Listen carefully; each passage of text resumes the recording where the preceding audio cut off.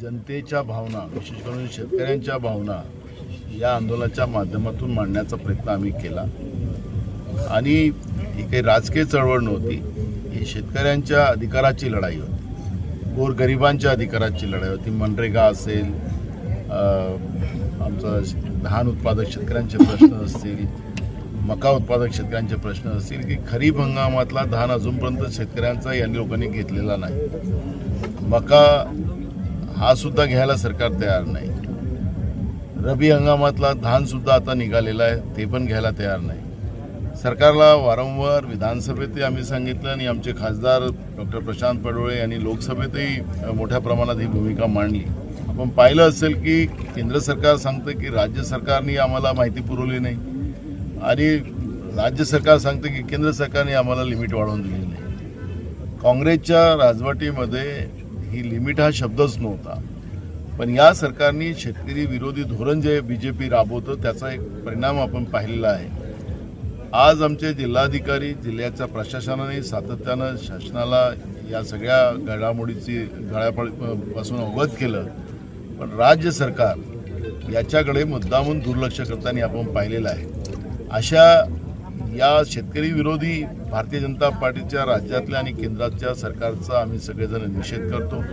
भंडारा गोंदिया जिल्ह्याचेच नव्हे तर तमाम महाराष्ट्रातला शेतकरी या शेतकरी विरोधी धोरणाचा भाजप विरोध करेल आणि यांचं खरं स्वरूप जे आहे हे स्वरूप आता लोकांच्या समोर आलेलं आहे। या शेतकऱ्यांना संपूर्ण व्यापाराच्या दावणीत बांधून शेतकऱ्यांची आर्थिक लूट करण्याचं पाप भारतीय जनता पार्टीचं राज्यातलं आणि केंद्रातलं सरकार करते आहे हे आता त्याच्यातलं स्पष्ट झालेलं आहे।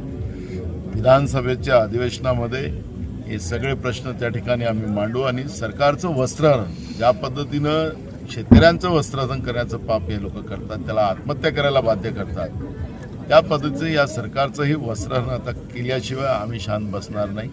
ही लढाईची सुरुवात झालेली आहे।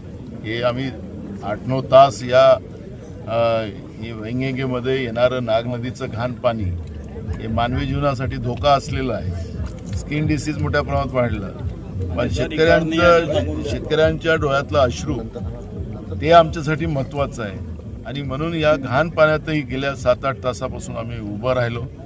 प्रशासनाचं मी मनापासून धन्यवाद करतो, पण या सरकारचं जे निष्ठुरपणा आहे, निकंबपणा आहे आणि शेतकरी विरोधी धोरण जे आहे ते याच्यातून आम्हाला स्पष्ट दिसलेलं आहे। म्हणून भारतीय जनता पार्टीच्या राज्य आणि केंद्र सरकारचा आम्ही निषेध करतो। आंदोलनाला आता वेगळं वळण कसं द्यायचं त्याचं प्लॅनिंग आम्ही करू आणि या सरकारला सळो की पळो करून देऊ। आज आम्ही स्वतः यातना भोगल्यात, आमचा शेतकरी यातना भोगतो आहे आणि म्हणून आता याचं प्लॅनिंग जे आहे याला प्रशासनाला नाही, प्रशासनाला काय सरकार सांगेल ते प्रशासन करेल, सरकारच बदमाश आहे।